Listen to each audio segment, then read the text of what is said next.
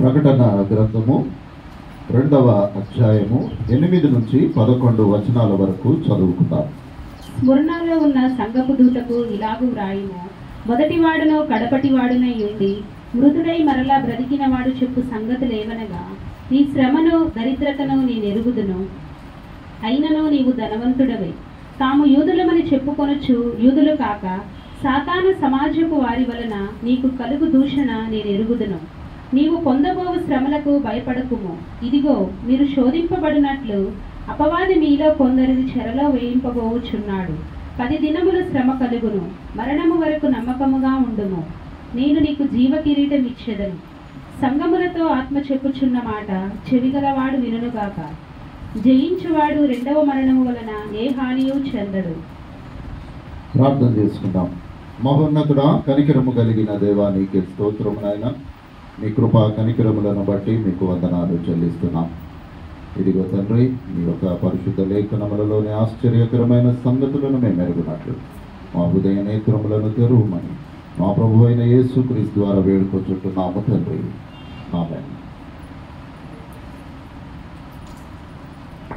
క్రీస్తునందు ప్రియులారా, దేవుని మహాకృపను బట్టి, దేవుడిచ్చినటువంటి పరిశుద్ధ దినమును బట్టి దేవునికి వందనాలు, కృతజ్ఞతాస్తుతులు చెల్లిస్తూ కూడి వచ్చిన మీ అందరికీ ఈ పరిశుద్ధ దిన శుభములు, ఆశీర్వాదములు తెలియచేస్తూ ఉంటున్నాము.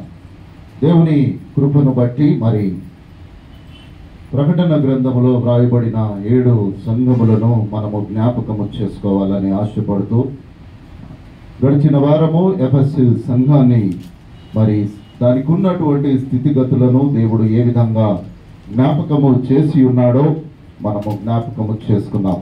ఈరోజు స్మరణ సంఘము, లేదనంటే బైబిల్ గ్రంథములో స్మిర్న అని పిలువబడుతున్నటువంటి సంఘము. ఇంగ్లీష్ బైబిల్లో స్మిర్న అని వ్రాయబడ్డది. తెలుగు బైబిల్లో స్మరణ నుండి ఏది పిలిచినా అభ్యంతరం ఏమీ లేదు. ఎందుకనగా ఆదిమ సంఘములో మరి ఆయా భాషల్లో, హెబ్రీ భాషలో, గ్రీకు భాషలో వ్రాయబడినప్పుడు దాని ప్రొనౌన్సియేషన్ వేరుగా ఉంటుంది. అది తర్జుమా చేయబడుతూ వేరువేరుగా పిలువబడుతుంది. ఏ విధంగా పిలిచినా ఏమి కాదు అనేటటువంటి విషయాన్ని జ్ఞాపకం చేస్తూ ఉంటున్నాను. ఈ స్మరణ సంఘము చాలా పురాతనమైనటువంటి నగరము. ఇది ఎఫెసు సంఘానికి, ఎఫెసు పట్టణానికి 35 మైళ్ళ దూరంలో ఉన్నటువంటి ఈ పట్టణము. మీరు ఈ సంఘాలను పేర్లు జ్ఞాపకము చేసుకుంటున్నప్పుడు ఎఫెసు అనేటటువంటిది పట్టణము, స్మిర్నా అనేటటువంటిది కూడా పట్టణమే. అక్కడ స్థాపించబడినటువంటి సంఘాలను మనము జ్ఞాపకము చేస్తూ ఉంటున్నాము. ఇవి ఎఫెసు కానీ, స్మిర్నా సంఘము కానీ, దాని తర్వాత వచ్చేటటువంటి పెర్గము సంఘము కానీ, ఇవన్నీ కూడా దరిదాపు 35-50 మైళ్ళ దూరములో ఒకదానికొకటిగా ఉన్నటువంటి సంఘాలు, ఆ విధంగా స్థాపించబడినటువంటి సంఘాలు. క్రీస్తు శకము 66-74 సంవత్సరములలో జరిగినటువంటి పాలస్తీనా యుద్ధ కాలంలో అక్కడ ఉన్నటువంటి ఆ యూదయ గలిలియా ప్రాంతంలో ఉన్నటువంటి క్రైస్తవులు మరి చాలా మంది వలస వెళ్ళినటువంటి కాందిశీకులు, వీరందరూ కూడా ఈ స్మిర్నా పట్టణంలో ఏర్పడినటువంటి క్రైస్తవులుగా చరిత్రకారులు చెప్తారు. కాబట్టి ఈ విధంగా యూదయ గలిలియాలో నుండి వెళ్ళినటువంటి వారే ఈ స్మిర్నా పట్టణంలో స్థిరపడి అక్కడ ఉన్నటువంటి వారుగా ఉంటున్నారు. భౌతికంగా ఈ స్మిర్నా పట్టణము యూదులచే హింసింపబడినటువంటి పట్టణముగా ఉంటుంది. అక్కడ ఉన్నటువంటి వారు బహు పేదలుగా ఉన్నటువంటి వారుగా ఉంటారు. మనం ఇంతకు ముందు మనము చదువుకున్నాము, మీరు మీ యొక్క పేద స్థితిని నేను ఎరుగుదును అని అక్కడ 9వ వచనంలో చెప్పబడుతూ ఉంటుంది. కాబట్టి ఈ స్మిర్నా సంఘములో ఉన్నటువంటి క్రైస్తవులు బహు పేదవారుగా ఉన్నారు. ఈ స్మిర్నాలో ఉన్నటువంటి క్రైస్తవుల మూలముగా అక్కడ ఉన్నటువంటి యూదులకు ఏవో సమస్యలు కలుగుతున్నాయని వారు భావించారు. అంతేగాక ఈ రోమన్ అధికారులకు వీళ్ళు లోబడడం లేదు అనేటటువంటి ఒక తలంపును కలగజేసి స్థానికంగా ఈ యూద అధికారులు ఈ స్మిర్నా క్రైస్తవులను వేధించినటువంటి వారుగా ఉంటారు. అది కూడా మనకు లేఖనములలో కనబడుతూ ఉంటుంది. కాబట్టి ఈ విధంగా మరి ఉన్నటువంటి సందర్భంలో ఈ రోమా చక్రవర్తిగా ఉన్నటువంటి టిబేరియస్ అనేటటువంటి ఆయన గౌరవార్థము కూడా వారు ఈ క్రైస్తవులకు వ్యతిరేకంగా ఒక ఆలయమును వారు అక్కడ ఆ స్మిర్నాలో వారు నిర్మించినట్లుగా చూస్తాం. క్రీస్తు శకము 2వ శతాబ్దంలో పాలికార్ప్ అనేటటువంటి బిషప్ సేవకుడు అక్కడ వారికి నాయకుడుగా ఉన్నటువంటి సందర్భము. ఆ తర్వాత పాపిరియస్, కామిరియస్ అనేటటువంటి ఇద్దరు బిషప్లు ఈ 2వ శతాబ్దము మొదలుకొని సుమారు 249వ సంవత్సరాలు, సుమారు 49 సంవత్సరాలు వీరు అక్కడ వారికి స్థానిక క్రైస్తవ్యానికి నాయకులుగా వీరు ఉన్నారు. ఆ తర్వాత ఈ 249 నుంచి 251 సంవత్సరాలు, సుమారు 2 సంవత్సరాల మధ్య కాలంలో రోమన్ చక్రవర్తి ట్రాజన్ డెసిసియస్ అనేటటువంటి ఈ రోమన్ చక్రవర్తి కాలంలో ఈ క్రైస్తవులను బహుగా హింసించాడు ఆయన. ఈ హింసించడం మూలాన స్మిర్నాలో క్రైస్తవ్యము చాలా బహుగా తగ్గిపోయింది. అప్పటి నుండి 9వ శతాబ్దము వరకు కూడా క్రైస్తవ్యము అక్కడ ఎదిగినట్లుగా మనకు కనబడదు. 9వ శతాబ్దంలో మరలా అక్కడ మొదటి బిషప్ రిక్ అనేటటువంటి ఆయన ఉన్నటువంటి సందర్భంలో ఆయనను బట్టి, ఆయన యొక్క సువార్త ప్రకటనను బట్టి మరలా అక్కడ క్రైస్తవ్యము పుంజుకోవడానికి ఒక అవకాశము కలిగినట్లుగా మనము చూస్తాము. ఈ 9వ శతాబ్దంలోనే ఈ స్మిర్నా పట్టణము మహానగరముగా ఏర్పడింది. దాని మూలంగా కూడా అక్కడ క్రైస్తవులు బహుగా స్థిరపడినటువంటి వారుగా మనకు కనబడతారు. ఆ తర్వాత 14వ శతాబ్దంలోనికి వచ్చేసరికి ఈ టర్కీ పట్టణము, టర్కీ దాడులలో స్మిర్నా నగరము టర్కీ స్వాధీనము చేసుకున్నందున 15-16వ శతాబ్దము వరకు కూడా మరల క్రైస్తవులు అనేటటువంటి వారు లేకుండా చేయాలని వారు అక్కడ ఉన్నట్లుగా చూస్తాం. ఈ 16వ శతాబ్దం 14 నుండి 300 సంవత్సరాలు ఈ స్మిర్నాలో క్రైస్తవులు ఉన్నప్పటికీ బహు తక్కువగా వారు అక్కడ నివసించినట్లుగా మనము చూస్తాము.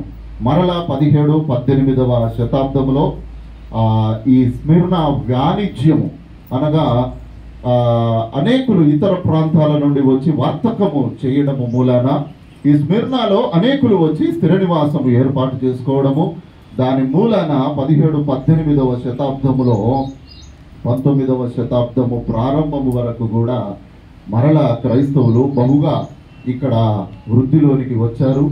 ఆ వృద్ధిలోనికి వచ్చినటువంటి సందర్భంలో గ్రీకు సంస్కృతిని కూడా వీరు బాగా అలవాటు చేసుకున్నట్లుగా మనకు చరిత్రకారులు మనకు తెలియజేస్తారు. 1919వ శతాబ్దం 1919 నుండి 1922 వరకు అక్కడ గ్రీకు టర్కీ యుద్ధము జరిగింది. ఇది గ్రేట్ ఫైర్ ఆఫ్ స్మిర్నా అని ఒక పేరు దానికి పెట్టింది. ఈ యుద్ధము మూలాన అనేక క్రైస్తవులు చంపబడ్డారు. అనేకులు గ్రీసుకు వలస వెళ్ళిపోయారు. ఎందుకోసం అనంటే అక్కడ ఉండేటటువంటి పరిస్థితి వారికి లేని మూలంగా వీరు గ్రీసుకు వలస వెళ్ళారు. ఈ వలస వెళ్ళడానికి గల కారణం ఏమిటి అనగా ఈ యుద్ధంలో టర్కీ సైన్యము సుమారు 459 మంది పాస్టర్లను నిర్దాక్షిణ్యంగా చంపేశారు. అంతేగాక 347 మంది బిషప్లను వారు నిర్దాక్షిణ్యంగా చంపేశారు. ఈ మహాదారుణమైనటువంటి మారకాండను బట్టి అక్కడ ఉన్నటువంటి స్థానిక క్రైస్తవులు భయభ్రాంతులయ్యి వారు ఈ స్మిర్నాను వదిలి వారు గ్రీసుకు వారు వలస వెళ్ళారు. చాలా మంది చంపబడ్డారు.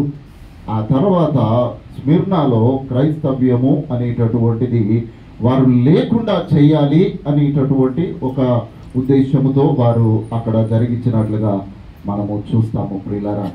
ఈ స్మిర్నా ఇప్పుడు ఆధునిక పేరు ఇజ్మీర్. ఇది మరి ప్రస్తుతము టర్కీ దేశంలో ఉంది. టర్కీలో 3వ అతిపెద్ద నగరముగా 30 లక్షల మంది జనాభా కలిగినటువంటి నగరముగా ఇది ఇజ్మీర్ అని పిలువబడుతున్నటువంటి స్మిర్నా నగరము 2012వ సంవత్సరంలో సెయింట్ వైకోలస్ చర్చిని వీరు దానిని చర్చిగా ఉండకూడదని దాన్ని వారు మ్యూజియంగా మార్చారు. ఆ తర్వాత సెయింట్ జాన్స్ కెథడ్రల్ అని చాలా పెద్ద మందిరము అక్కడ ఉంది. ఇది మరి metropolitan arch diocese of Izmir అని పిలువబడుతున్నటువంటి ఒక క్యాథలిక్ సంఘముగా ఇక్కడ ఉంది. ఇది పోపు ఆధీనములో ఉంది. గొప్ప విషయం ఏమిటి అనగా బైబిల్కి ప్రకటన గ్రంథంలో చెప్పబడినటువంటి ఎఫెసు సంఘము కానీ నాశనము చేయబడలేదు. ఈ స్మిర్నా సంఘము కూడా నాశనము చేయబడలేదు. ఇంతవరకు కూడా వాటి ఆనవాళ్ళు అక్కడ నిలిచి ఉన్నాయి. అక్కడ క్రైస్తవ్యము ఇంకా స్థిరపడినట్లుగా మనకు చరిత్ర ద్వారా తెలుస్తుంది. ఇది స్మిర్నా యొక్క కొంత వివరణ. మీకు సంపూర్ణముగా చెప్పాలి అని అంటే చాలా సమయం పడుతుంది కాబట్టి కొన్ని ముఖ్యమైనటువంటి అంశాలు మీకు జ్ఞాపకం చేశాను. తర్వాత ఇంకొక ముఖ్యమైనటువంటి విషయము మీకు జ్ఞాపకము చేసి మనము వాక్యంలోకి వెళ్దాం. ఈ వాక్యము మనము 9-10 వచనాల్లో చదువుతూ ఉంటున్నప్పుడు అక్కడ అపవాది అనేటటువంటి మాట కనబడుతుంది. రెండవది సాతాను అనే మాట కనబడుతుంది.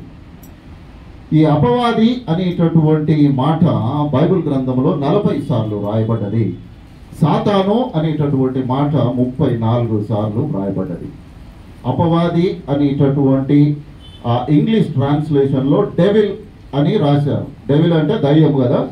తెలుగు ట్రాన్స్లేషన్లో అపవాది అని ఒక చక్కని పేరు పెట్టారు.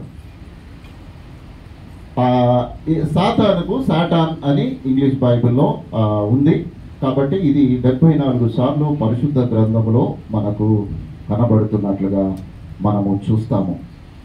మరి ఈ గ్రీకు పదము, ఈ అపవాది సాతాను అనేటటువంటి గ్రీకు పదము ఏంటిది అంటే డయాబోలస్ అనేటటువంటి పదము నుండి ఈ అపవాది లేకపోతే సాతాను అనేటటువంటి మాట తయారు చేయబడ్డది.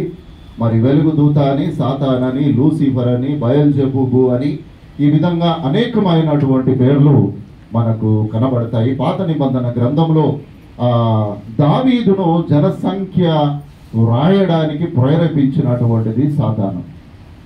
మొదటి దినవృత్తాంతము గ్రంథము 25వ అధ్యాయము అంతా కూడా అక్కడ దావీదును ప్రేరేపించి దావీదును దేవునికి వేరుగా చేయాలని కనబడినటువంటి సాతాను యొక్క ఆనవాళ్ళు మనకు పాత నిబంధనలో కనబడతాయి. రెండవదిగా యోబు గ్రంథములో మనకు మరి తెలుసు యోబు యొక్క శ్రమలకు కారణము ఈ అపవాది. మూడవదిగా జకరియా గ్రంథములో 3వ అధ్యాయం మొదటి 2 వచనాల్లో ప్రధాన యాజకుడైన యెహోషువ మీద ఫిర్యాదు చేయడానికి వచ్చినటువంటి సాతాను మనకు కనబడుతుంది. ఆది కాండములో ఇంకెక్కడ కనబడుతుంది? ఆది కాండంలో అపవాది సాతాను అని వ్రాయబడలేదు. ఏమని వ్రాయబడ్డది? సర్పము అని వ్రాయబడ్డది. కాబట్టి ఒక శరీరాన్ని ఉపయోగించుకొని అపవాది ఆ విధంగా చేసి ఉండవచ్చును. ఇది సాతాను అపవాది పాత నిబంధన. తర్వాత కొత్త నిబంధనలో యేసుక్రీస్తు ప్రభువుల వారిని ఏ విధంగా శోధించిందో, ఏ విధంగా తన కార్యాలను జరిగించిందో మనందరికీ తెలుసు. ఇది స్మిర్నా సంఘము యొక్క ఒక మామూలుగా మనము చెప్పుకోదగినటువంటి కొన్ని విషయాలు. ఎఫెసు సంఘము గురించి కొన్ని విషయాలు మనం తెలుసుకున్నాము. స్మిర్నా సంఘము గురించి కూడా మనము తెలుసుకున్నాము. ఈ సంఘము నుండి, ఈ స్మిర్నా సంఘము గురించి మనము ఏమి నేర్చుకోగలమో ఒక్కసారి మరి కొన్ని విషయాలను మనము జ్ఞాపకము చేసుకోవాలని నేను ఆశపడుతూ ఉంటున్నాను. మొట్టమొదటిగా ఇక్కడ చెప్పబడినటువంటి మాటను మనము మొదటి 8వ వచనము చదవండమ్మా. స్ఫుర్ణలో ఉన్న సంఘపు దూతకు ఇలాగు రాయము, మొదటివాడును కడపటివాడునై ఉండి మృతుడై మరలా బ్రతికిన వాడు చెప్పు సంగతి ఇక్కడ మొదటివాడును కడపటివాడును మృతుడై మరలా బ్రతికిన వాడు చెప్పు సంగతులు. మొదటివాడు కడపటివాడు మృతుడై మరలా బ్రతికిన వాడు. ఇక్కడ జాగ్రత్తగా మనం ఆలోచన చేయాలి. తండ్రి కుమార పరిశుద్ధాత్మ అనేటటువంటి త్రిత్వాన్ని మనము నమ్ముతాము. ఈ త్రిత్వం యొక్క ఒక మాటను ఇక్కడ మరలా జ్ఞాపకం చేస్తున్నాడు. మొదటిగా ఉన్నటువంటి దేవుడు, కడపటిగా ఉండేటటువంటి దేవుడు, మధ్యలో మృతుడైనాడు, ఆయన తిరిగి లేచినటువంటి వాడు. అంటే తండ్రి కుమార పరిశుద్ధాత్మలో త్రిత్వములో ఉన్నటువంటి ఏకత్వాన్ని ఇక్కడ ఆ మాట జ్ఞాపకము చేస్తూ ఉంటుంది. ఆ మొదటి అధ్యాయం 8వ వచనములో అంటాడు, అల్ఫాయు ఒమేగాయు నేనే, వర్తమానమును భవిష్యత్తు కాలములో ఉండు వాడను నేనే అని సర్వాధికారి అయిన దేవుడునగు నేను సెలవిచ్చుచున్నాడు అని అక్కడ వ్రాయబడినట్లుగా మనము చూస్తాము. కాబట్టి ఈ ఆది అంతములై ఉన్నటువంటి దేవుడు చాలా సందర్భాల్లో ఈ త్రిత్వాన్ని విడదీసి ప్రకటించేటటువంటి వారు చాలా మంది ఉన్నారు కదా. ఇప్పుడు రోమన్ క్యాథలిక్స్ ఉన్నారు, వారు తల్లిని పూజిస్తారు. చాలా మంది జెహోవా విట్నెస్ అని ఉన్నారు, వారు యెహోవాయే దేవుడని అని అంటారు. చాలా సంఘాలు ఉన్నాయి, ఇవన్నీ కాదయ్యా పరిశుద్ధాత్మనే దేవుడు అని పూజించేవారు ఉన్నారు. ఇదన్నీ కాదు యేసుక్రీస్తే దేవుడు అని పూజించేటటువంటి వారు కూడా ఉన్నారు. కానీ ఈ లేఖనము మనకు ఏం సెలవిస్తుంది అనగా, త్రిత్వంలో ఏకత్వాన్ని కలుగజేసినటువంటి దేవుడు ఈ త్రిత్వాన్ని మాత్రమే పూజించాలి అనేటటువంటి విషయము పరిశుద్ధ గ్రంథము మనకు అనేక సార్లు మనకు జ్ఞాపకము చేస్తుంది. అందుకోసమనే ఇక్కడ చెప్పబడుతున్న మాట, కడపటివాడు మొదటివాడును వాడునై ఉండి మృతుడై మరలా బ్రతికినవాడు.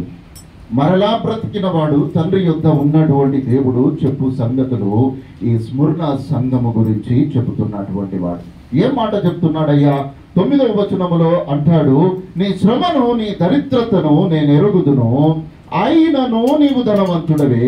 తాము యూదులమని చెప్పుకొనుచు యూదులు కాక సాతాను సమాజపు వారి వలన నీకు కలుగు దూషణను నేను ఎరుగుదును, నీకు పొందుబోవు శ్రమలకు నీవు భయపడకుము. ఇంతకు ముందు నేను అనేక శతాబ్దాల్లో జరిగినటువంటి స్మరణ సంఘం యొక్క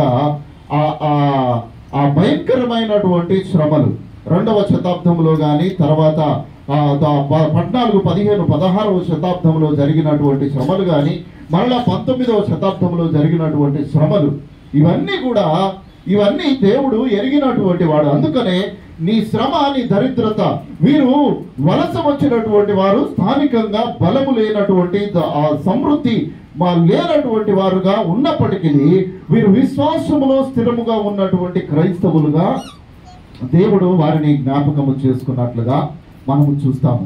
అందుకోసం అంటాడు, నీ దరిద్రత ఏంటిదో తెలుసు, నీవు పడుతున్నటువంటి శ్రమ తెలుసు, అయినా కూడా నీవు ధనవంతుడవి. ఎందుకొరకనగా నీవు దేవుని యందు విశ్వాసము కలిగి ఉన్నావు కనుక నీవు ధనవంతుడవే.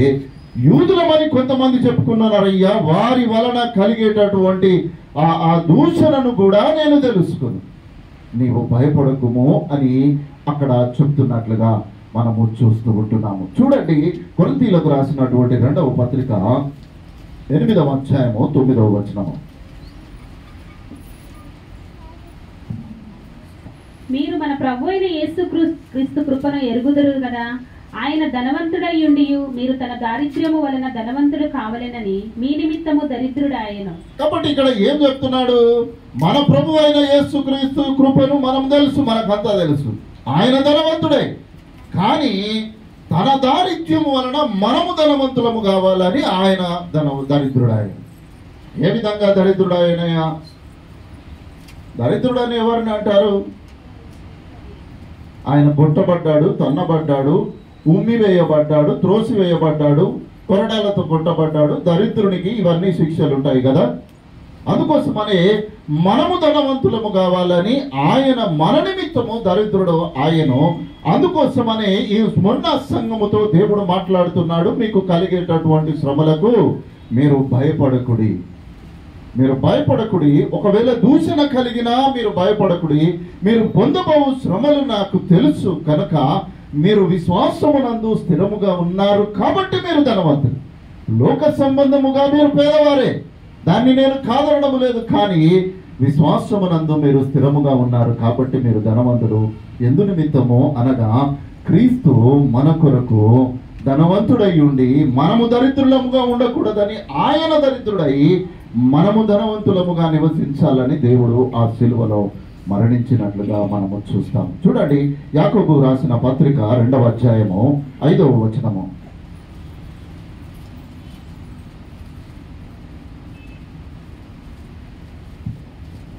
నా ప్రియ సహోదరులారా, ఆలకించుడి.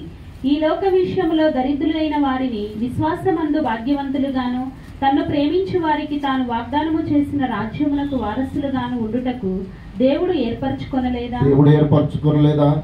ఏర్పరచుకున్నాడు ప్రియులారా. మనమే ఈ ఏర్పాటును, ఈ దేవుని పిలుపును కొన్నిసార్లు తృణీకరించేటటువంటి వారముగా ఉంటామేమో. ఎందుకొరకనగా దేవుడు అంటున్నాడు, ఈ లోక విషయములో దరిద్రులైన వారిని విశ్వాసమందు భాగ్యవంతులుగాను, తన్ను ప్రేమించు వారికి తాను వాగ్దానం చేసిన రాజ్యాన్ని దేవుడు ఇస్తాను. అందుకే స్మరణ సంఘముతో అంటున్నాడు, మీకు కలుగు దూషణను నేను ఎరుగుదును, మీరు పడినటువంటి శ్రమను నేను ఎరుగుదును, మీకున్న దరిద్రతను నేను ఎరుగుదును, అనేకుల చేత మీరు శోధింపబడతారని కూడా నాకు తెలుసు. కానీ మీరు విశ్వాసమునందు భాగ్యవంతులుగా ఉన్నారు కాబట్టి మీకు నా రాజ్యమును వారసులుగా ఉండడానికి నేను మిమ్మలను ఏర్పరచుకున్నాను అని దేవుడు సెలవిస్తూ ఉంటున్నాడు. కాబట్టి ప్రియమైన దేవుని బిడ్డలారా, ఒకవేళ ఈ సంఘము స్మిర్నా సంఘము వలె ఒకవేళ ధనహీనమైనటువంటి పేద సంఘముగా ఒకవేళ ఉండి ఉండవచ్చును. కానీ విశ్వాసమునందు భాగ్యవంతులముగా ఒకవేళ మనం ఉన్నామా, దేవుడు అంటున్నాడు, నిన్ను నా రాజ్యానికి నేను వారసునిగా నేను ఎన్నుకున్నాను అని దేవుడు తన లేఖనము నుండి మనతో మాట్లాడుతూ ఉంటున్నాడు. చూడండి, రోమీలకు రాసిన పత్రిక 8వ అధ్యాయము 35వ వచనము. క్రీస్తు ప్రేమ నుండి మనలను ఎడబాపు వాడెవడు? శ్రమ అయినను, బాధ అయినను, హింస అయినను, కరువైనను, వస్త్రహీనత అయినను, ఉపద్రవమైనను, ఖడ్గమైనను మనలను ఎడబాపునా? ఏది ఎడబాపుతుంది ప్రియులారా? ఏది ఎడబాపుతుంది చెప్పండి? ఏది ఎడబాపడం లేదు అని అంటే మరి దేవుని సంఘంలో ఇంతమంది సంఘస్థులు ఎక్కడ పోయారు కదా? ఎక్కడ ఎడబాపుతున్నాము? ఏ విధంగా ఒకవేళ ఈ క్రీస్తు ప్రేమ నుండి మనల్ని ఎడబాపేటటువంటిది శ్రమన, బాధన, లేకపోతే హింస, కరువ, వస్త్రహీనతన? ఏది ఎడబాపుతుంది? దేవుని లేఖనం అంటుంది ఇవేవి ఎడబాపవు అని అంటుంది. కానీ ఎడబాపేటటువంటివి అనేకములు మనకు ఉన్నాయి ప్రియులారా. ఏమున్నాయి? క్రీస్తు ప్రేమ నుండి మనల్ని ఎడబాపేటటువంటివి ఉదయకాలమునే వచ్చినటువంటి మన చుట్టాలు కావచ్చు, లేకపోతే బంధువులు కావచ్చు, క్రీస్తు ప్రేమ నుండి ఎడబాపేస్తుంది. ఎందుకోసం అనంటే వాళ్ళకు ఏదో సిద్ధపరచాలి, దూరం నుంచి వచ్చారు, వారికి మర్యాదలు చేయాలని క్రీస్తు ప్రేమను దూరం పెట్టి మానవ ప్రేమకు దగ్గరగా పోతాము. లేకపోతే ఇంకొక కారణము చెప్తాము, లేకపోతే అనారోగ్యము చేత ఉన్నానయ్యా, నడవలేని స్థితిలో ఉన్నాను, నేను రాలేను అని ఒక కారణము చెప్పుకొని క్రీస్తు ప్రేమ నుండి మనల్ని మనము ఎడబాపుకుంటాము. దేవుడు అంటున్నాడు, అసలు క్రీస్తు ప్రేమ నుండి ఖడ్గము కూడా ఎడబాపదు అని దేవుడు అంటున్నాడు. కానీ క్రీస్తు ప్రేమను మనల్ని మనమే ఎడబాపుకుంటున్నాం. ఎవ్వరూ ఎడబాపరు పిల్లరా. ప్రేమైనటువంటి దేవుని బిడ్డలారా, స్మరణ సంఘము గురించి ఒక గొప్ప సాక్ష్యము దేవుడు పలుకుతూ ఉంటున్నాడు. నీ శ్రమ, నీ దరిద్రత నాకు తెలుసు, నీవు హింసింపబడతావని కూడా నాకు తెలుసు, అయినా నీవు నిలకడగా ఉండుము, నీకు నిత్య జీవాన్ని నేను ఇస్తాను అని ఆ స్మరణ ఆ క్రైస్తవులకు దేవుడు ఒక గొప్ప వరముగా అక్కడ మాట్లాడుతున్నట్లుగా మనము చూస్తాము. ప్రేమైన దేవుని బిడ్డలారా, ఈరోజు క్రీస్తు ప్రేమ నుండి ఏ విధంగా మనము ఎడబాస్తూ ఉంటున్నాము, ఏ విధంగా దూరంగా పోతున్నామో, అది శ్రమన, బాధన, హింసన, కరువ, వస్త్రహీనతన, ఖడ్గమా, ఉపద్రవమా, ఏది కలుగుతున్నాయి? నాకు తెలిసి వీటిలో ఏది కూడా ఈనాటి క్రైస్తవ సంఘాలకు కలగడం లేదు. కానీ మానవుడు, క్రైస్తవుడు అనబడినటువంటి వాడు తనకు తాను ఒక కారణాన్ని సృష్టించుకొని దేవుని ప్రేమ నుండి దూరంగా పారిపోతూ ఉంటున్నాడు. నీవు పారిపోతూనే ఉండు. ఆ కడబూరం రోగినప్పుడు నిన్ను పిలిచేటటువంటి వాడు ఎవడు ఉంటాడు పిల్ల? అందుకే ఆ రోమా సంఘానికి పౌలు గారు రాస్తాడు, బాహ్యమునకు యూదుడైన వాడు యూదుడు కాడు, శరీరమందు బాహ్యమైన సున్నతి కాదు. 2వ అధ్యాయం 28వ వచనంలో ఉంటుంది. బాహ్యమునకు క్రైస్తవుడు అనబడినటువంటి అందరూ క్రైస్తవులు కాదు ప్రియులారా. బాహ్యమున క్రైస్తవుడు అంటే ఏంది? బైబిల్ పట్టుకొని తిరిగేటోళ్ళందరూ క్రైస్తవులు కాదు. ఎవడు క్రైస్తవుడయ్యా?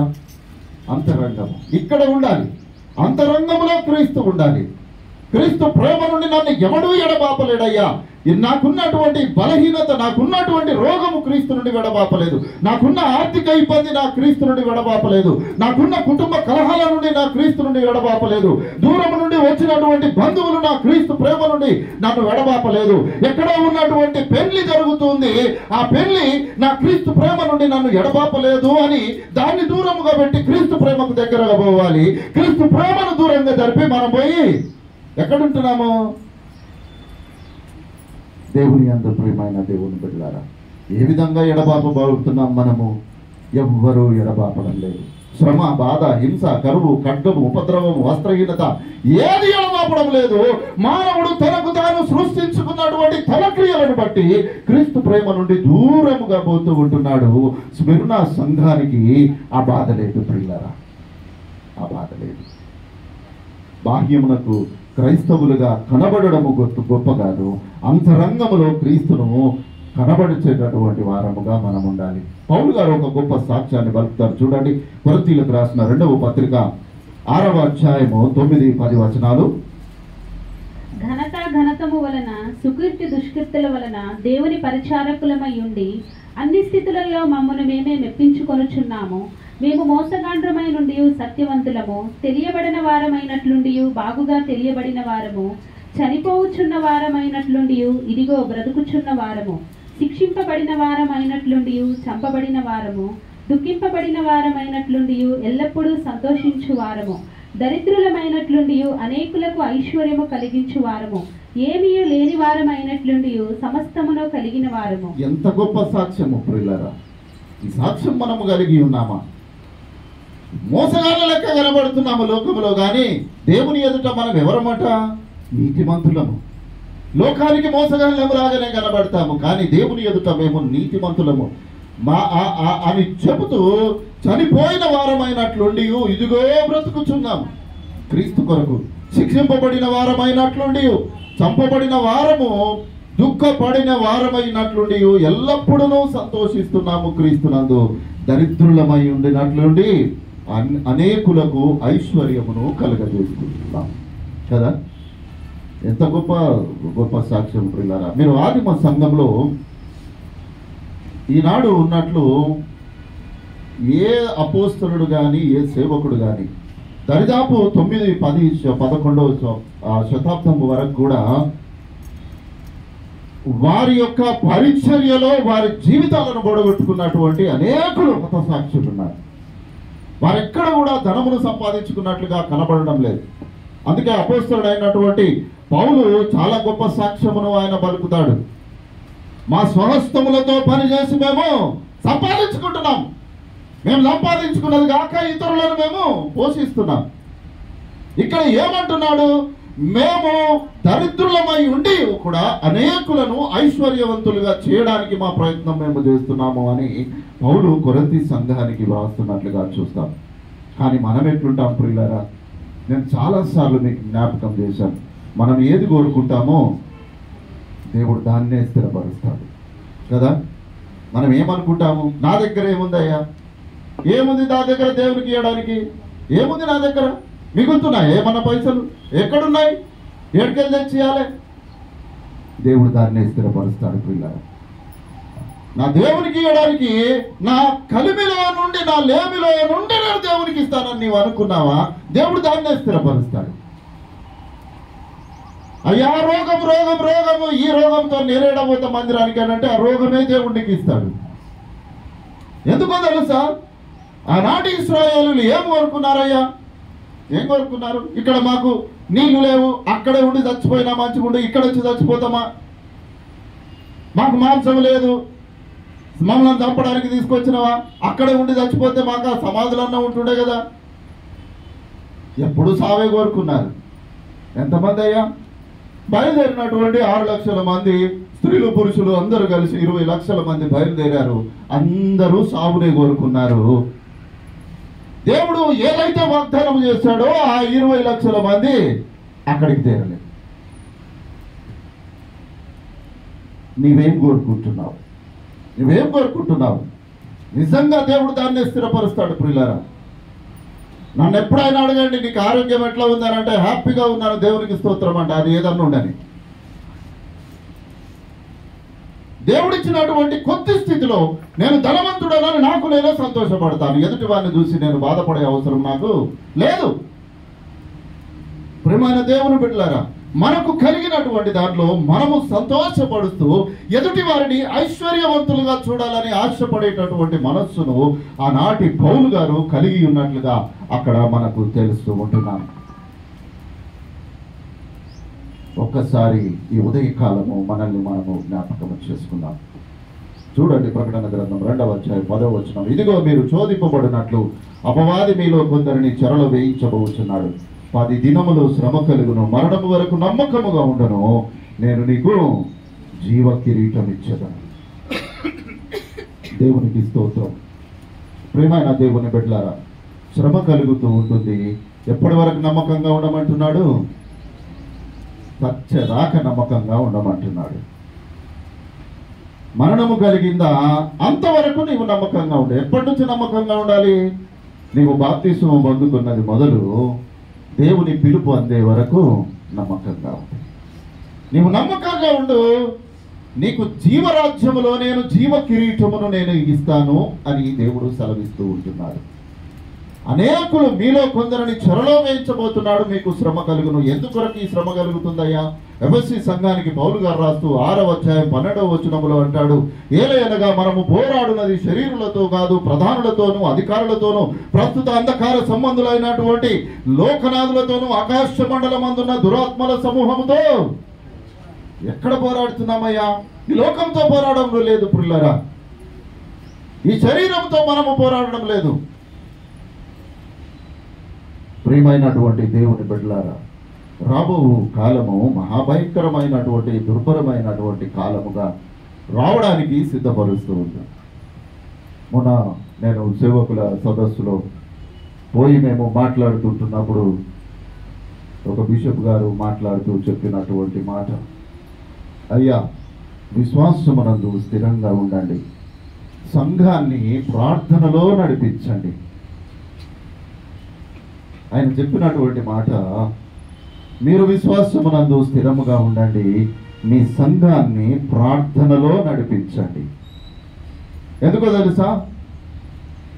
ఎందుకంటే మొదటి శతాబ్దపు శ్రమలు భారతదేశంలో రాబోతున్నాయి. ఎంతమందికి నిలబడతాము ప్రియులారా? ఎంతమంది నిలబడతాము చెప్పండి? ఒక ప్రార్థన ఒక సంఘం యొక్క ప్రార్థన ఎంత బలంగా ఉంటుందో తెలుసా?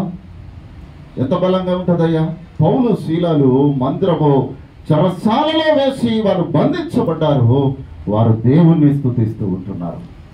ఏమయ్యాయి? దేవుడు చెరసాల గోడలను బద్దలు చేశాడు. దేవుని స్తుతిస్తున్నటువంటి ఇశ్రాయేలు ప్రజలు ఎరికో కోట గోడలను కూల్చారు. ఒక చిన్న మందిరము కట్టడానికి ఈ సంఘము ఎక్కడ ప్రార్థిస్తుంది? మీ డబ్బు కాదు ప్రియులారా, మీ డబ్బు కాదు, మీ ప్రార్థన అవసరమై ఉన్నది. ఈ స్థలంలో మీరు నిలబడి చేసేటటువంటి ప్రార్థన ఆకాశపు వాక్యాలను ఉప్పేటటువంటిదిగా ఉండాలి. కానీ ఎంతమందిని ప్రార్థిస్తున్నాము?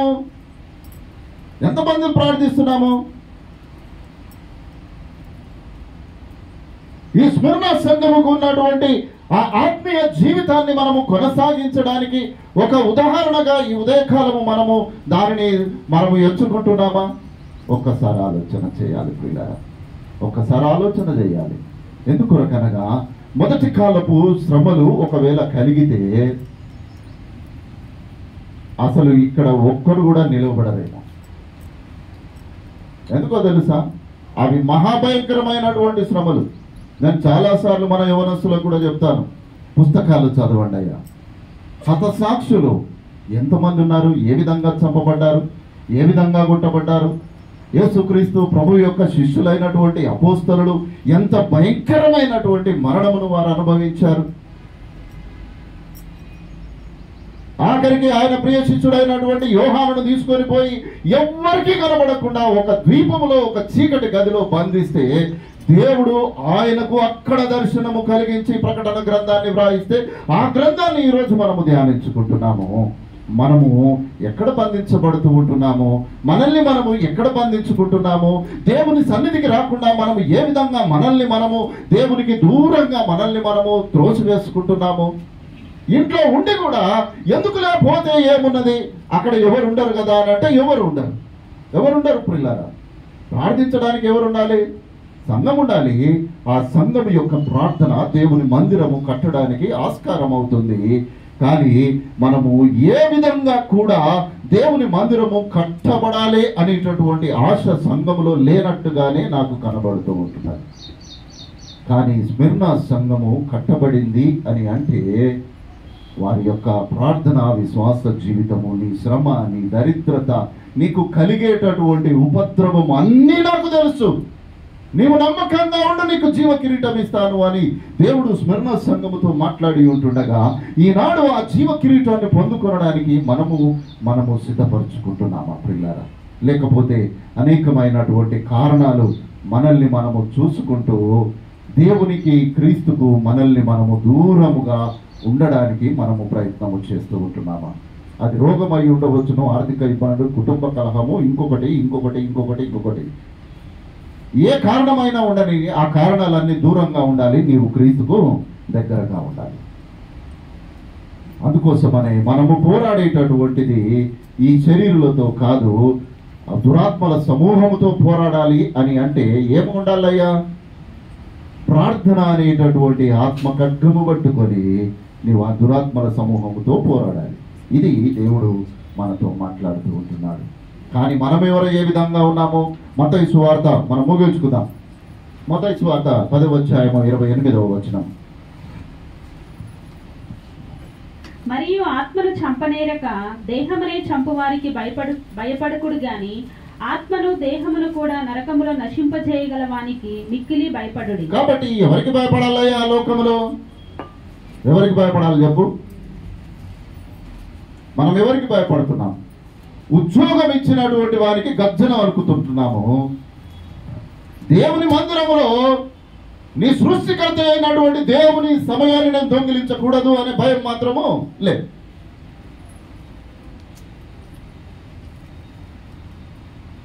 దేవుడు ఏమంటున్నాడు? ఆత్మను చంపనేరక దేహమును చంపు వారికి మీరు భయపడకుడి. దేహమునే చంపుతాడు, ఆ ఆత్మను చేయగలిగిన అధికారము దేవుడు వారికి ఇవ్వలేదు. కానీ ఆత్మను దేహమును రెండింటిని చంపగలిగినటువంటి దేవునికి మాత్రము మీరు భయపడుడి అని లేఖనము సెలవిస్తూ ఉంటుంది. ప్రేమైన దేవుని బిడ్డలారా, ఆ యాకోబు భక్తుడు అంటాడు కదా, శోధన సహించువాడు ధన్యుడు, అతడు శోధనకు నిలిచిన వాడై ప్రభువు తన్ను ప్రేమించు వారికి వాగ్దానము చేసిన జీవ కిరీటము వాడు పొందుకుంటాడు. గృహములో మందిరానికి రాకుండా శోధన కలుగుతున్నా దాన్ని చేయొచ్చు. నువ్వు దానికి లోబడ్డావా, జీవ కిరీటాన్ని నీవు వదులుకుంటావు. నీవు దాన్ని జయించి నువ్వు దేవుని మందిరంలో ఉన్నావా, దేవుడు నీకు జీవ కిరీటం ఇస్తాడు. ఇది దేవుడు మనకు వాగ్దానం చేస్తూ ఉంటున్నాడు. పేతురు రాసిన మొదటి పత్రిక 5వ అధ్యాయం 4వ వచనంలో అంటాడు, ప్రధాన కాపరి ప్రత్యక్షమైనప్పుడు వాడబారని మహిమా కిరీటమును మీరు పొందుకుంటారు. జీవ కిరీటము, మహిమా కిరీటము పొందుకుంటారు. తిమోతికి పౌలు గారు రాస్తూ అంటాడు 4వ అధ్యాయము 7-8 వచనములలో, మంచి పోరాటము పోరాడి తిని నా పరుగు కడముట్టించిదని విశ్వాసమును కాపాడుకొంటిని, ఇక మీద నా కొరకు నీతి కిరీటము ఉంచబడి ఉన్నది. ఎన్ని కిరీటాలైనాయా? జీవ కిరీటము, తర్వాత మహిమా కిరీటము, తర్వాత నీతి కిరీటము. ఇక్కడ 3 చెప్పారు. ఇంకా కిరీటములు అనేకములు పరిశుద్ధ గ్రంథములో మనకు కనబడతాయి. కాబట్టి దేవుడు అంటున్నాడు, నీకు శ్రమ కలుగును, మరణము వరకు నమ్మకముగా ఉండము, నేను నీకు జీవ కిరీటం ఇచ్చేదను. ప్రియమైన దేవుని బిడ్డలారా, ఇదేదో ఆషామాషిగా మాట్లాడుకునేటటువంటి మాటలు కాదు ప్రియులారా. యేసుక్రీస్తు ప్రభువుల వారు తాను ప్రేమించినటువంటి సంఘములను ఏదైతే తాను తన సేవకుల ద్వారా స్థాపించాడో ఆ సంఘములకు ఉన్నటువంటి విషయాలను ఎత్తి చూపుచు ఈనాటి సంఘాలు మారుమనస్సు పొందుకోవడానికి ఒక మార్గమును తెలియజేసేటటువంటివిగా ఉన్నది. అందుకోసమే అంటాడు, సంఘములతో ఆత్మ చెప్పుచున్న మాట చెవిగలవాడు విననుగాక, జయించువాడు రెండవ మరణము వలన ఏ హానియు చెందడు. మొదటి మరణాన్ని చూద్దాము. ప్రకటన గ్రంథము 20వ అధ్యాయము 6వ వచనం. ఈ మొదటి పునరుద్ధానములలో పాలుగలవారు ధన్యులను పరిశుద్ధులనై ఉందురు. ఇట్టి వారి మీద రెండవ మరణమునకు అధికారం లేదు. మీరు దేవునికిని క్రీస్తునకు యాజకులై క్రీస్తుతో కూడా 1000 సంవత్సరములు రాజ్యము చేయుదురు. ఇక్కడ మొట్టమొదటి పరిపాలన క్రీస్తు రాకడలో 1000 ఏళ్ల పరిపాలన. ఇక్కడ ఎవరు పరిపాలిస్తారు, ఎవరుంటారటయ్యా అంటే ఎవరుంటారు? నీతిమంతులు దేవుని రాజ్యములో మొదట 1000 సంవత్సరాలు ఆయనతో కూడా సంతోషిస్తారు. ఆ తర్వాత తీర్పు వస్తుంది. ప్రకటన గ్రంథము 20వ అధ్యాయము 14వ వచనము. అగ్నిగుండములో పడవేయబడును. ఈ అగ్నిగుండము రెండవ మరణము. మరణము మృతుల లోకమును అగ్నిగుండములో పడవేయబడును. ఈ అగ్నిగుండమే రెండవ మరణము. మొదటి మరణము చెందినటువంటి వాడు నీతిమంతుడై యేసుక్రీస్తుతో 1000 సంవత్సరాలు రాజ్యము చేస్తాడు. ఆ తర్వాత కలిగేటటువంటి అగ్నిగుండమే రెండవ మరణం. ఈ రెండవ మరణములో ఎవరుంటారయ్యా? చూడండి 21వ అధ్యాయం 8వ వచనము. పిరికివారును, అవిశ్వాసులను, అసహ్యులను, నరహంతకులను, వ్యభిచారులను, మాంత్రికులను, విగ్రహారాధికులను, అబద్ధికులందరూ అగ్నిగంధకములతో మండు గుండములో పాలు పొందురు. ఇది రెండవ మరణం. పిరికివారు, అవిశ్వాసులు, అసహ్యులు, నరహంతకులు, వ్యభిచారులు, మాంత్రికులు, విగ్రహారాధికులు, అబద్ధికులు, ఇంకా నానా రకాలుగా ఉన్నటువంటి వారు, వీరందరూ కూడా అగ్నిగుండం పాలవుతారు. ఇది రెండవ మరణం. దేవుని యందు ప్రియమైన దేవుని బిడ్డలారా, నీతిమంతులమైనటువంటి విశ్వాసులమైనటువంటి మన మీద రెండవ మరణానికి అధికారము మనమే ఇయ్యకూడదు. అధికారం ఎవరు ఇస్తున్నాము అని అంటే మనమే అధికారం ఇస్తూ ఉంటున్నాము. ఈ అధికారము దేవుడు కలుగ చేయడము లేదు, కానీ మనంతట మనమే దేవునికి విరోధముగా మన జీవితాలను నడుపుకుంటూ ఈ మరణము మీద, రెండవ మరణం మీద అధికారమును మనము కలుగజేస్తూ మనల్ని అగ్నిగుండము పాలు చేయడానికి మనము సిద్ధపరచుకుంటున్నాం. ప్రియమైన దేవుని బిడ్డలారా, స్మరణ సంఘము ఒక గొప్ప సంఘము, గొప్ప విశ్వాసము కలిగిన సంఘము. శ్రమలు, బాధలు, ఇబ్బందులు కలిగిన వారు విశ్వాసాన్ని కోల్పోలేదు. అనేకమైనటువంటి దాడులు జరిగిన ఇప్పటికీ ఆ స్మరణ సంఘము నిలువబడి ఉన్నది అని అంటే అక్కడ ఆదిమ సంఘములో వారు చేసినటువంటి ప్రార్థన. కాబట్టి ఈ సంఘము యొక్క ప్రార్థన అవసరమై ఉన్నది. ప్రార్థించేవారు అవసరమై ఉన్నారు. ఆ ప్రార్థనా పరులు ఇళ్లలో ఉండకూడదు, దేవుని మందిరంలో ఉండి ప్రార్థించాలి. దేవుడు అద్భుత కార్యాలు జరిగిస్తాడు. ఎవడైనాను చెవిగాలాడైతే వినను కాక. ప్రకటన గ్రంథము 13వ అధ్యాయము 9వ వచనంలో ఒకే ఒక చిన్న వాక్యము అక్కడ వ్రాయబడ్డది. చదువమ్మా. ఎవడైనను చెవిగలవాడైతే వినుగాక. చాలు. ఎవడైనను చెవిగలవాడైతే వినుగాక. ప్రియమైన దేవుని బిడ్డలారా, ఎఫెసు సంఘము ప్రేమను కోల్పోయింది, కానీ స్మరణ సంఘము ప్రేమను కోల్పోలేదు, విశ్వాసాన్ని కోల్పోలేదు, స్థిరత్వాన్ని కోల్పోలేదు.